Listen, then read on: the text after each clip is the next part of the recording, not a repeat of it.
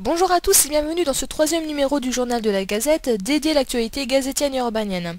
L'hiver s'est cette semaine séparé du manteau blanc qui le caractérisait lors de la précédente édition de votre journal préféré. On raconte que c'est pour faciliter la tâche du Père Noël lors de la distribution annuelle de cadeaux qui aura lieu, à l'instar de l'année précédente, dans la nuit du 24 au 25 décembre. Bien que cette date ne soit pas encore là, certains d'entre vous ont eu droit à quelques cadeaux avant l'heure. En effet, le grand blind test Urbania organisé conjointement par les Junks et la Gazette a pris fin la semaine dernière. Toute l'équipe tient à féliciter Eri Chan, la grande gagnante dont la culture musicale a impressionné DJ Core en personne. Le comptage des points de cette épreuve à peine terminé que la Gazette remet le couvert avec la troisième édition du jeu intitulé Que nous fait Meta. Ce jeu se veut être un test de connaissances concernant les illustrations des cartes, puisqu'il vous faudra retrouver à quelle carte appartiennent les éléments qui composent Meta. Pour participer, rendez-vous sur notre forum gazetteurban.niceboard.net. Vous avez jusqu'au 5 janvier et un signum CR est en jeu.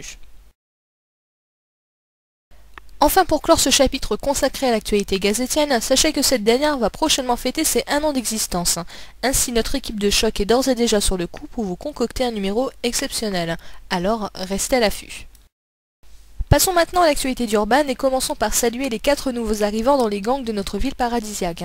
Parmi ces 4 recrues, 2 ont rejoint les Freaks, Esmeralda dont le déhanché est présent dans les rêves de tous les hommes de Clean City, et Herpeto le célèbre ventriloque, capable de vous faire passer du rire aux larmes en un coup de couteau. Il y a aussi Colin, le célèbre producteur de télé-réalité qui annonce officiellement son alignement derrière la cause des Uppers.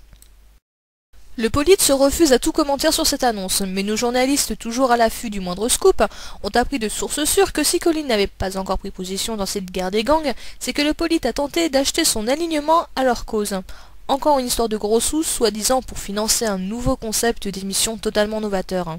Là encore, la Gazette vous tiendra au courant. Enfin, la dernière recrue à rejoindre le clan Nightmare, il s'agit d'un enfant du nom de Timmy, qui après avoir mangé tous les bonbons de Candy Jack le soir de la fête d'Halloween, a commencé à se transformer en zombie. Il réside actuellement au manoir des Nightmare et il semblerait y recevoir un entraînement de choc. Les plus perspicaces d'entre vous auront d'ailleurs remarqué que les événements relatifs à son empoisonnement ont été relatés dans le premier épisode de la BD Urban Rivals. Pour ceux qui ne sauraient pas de quoi il s'agit, vous êtes fortement invités à cliquer sur l'onglet Le Jeu, puis Comics, pour accéder à cet épisode. Saluons au passage le staff pour cette super initiative qui donne encore plus de relief à ce jeu, et au studio Macma pour le super travail graphique qu'ils ont effectué.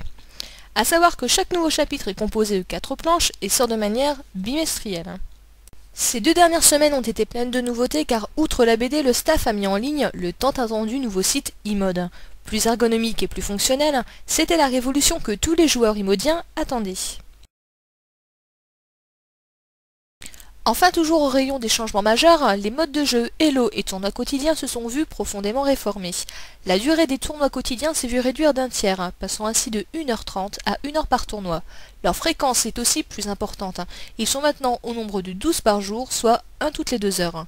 La distribution du crédit gratuit s'est aussi vue modifiée, car ce ne sont plus la première moitié, mais le premier tiers du classement qui y aura droit. Concernant les lots, là encore, on compte 2 changements. Le premier concerne la distribution des gains, ils sont maintenant plus nombreux et les collecteurs ne se font plus à l'apanage du top 25 mais du top 100. L'autre changement concerne les clans joués. Faisant sûrement écho au larmoiement de certains joueurs concernant tel ou tel clan trop fort, le clan le plus joué une semaine est désormais interdit la semaine suivante.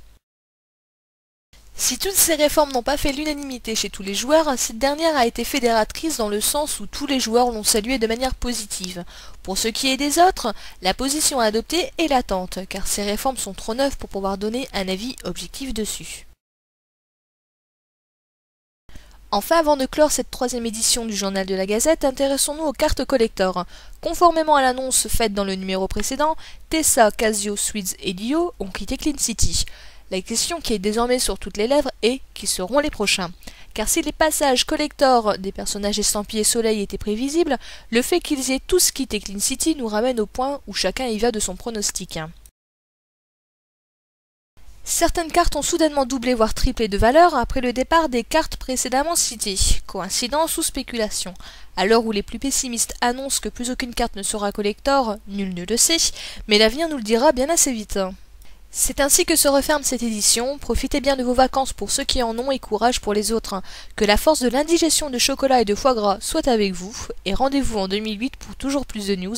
La Gazette vous souhaite à tous et à toutes de bonnes fêtes.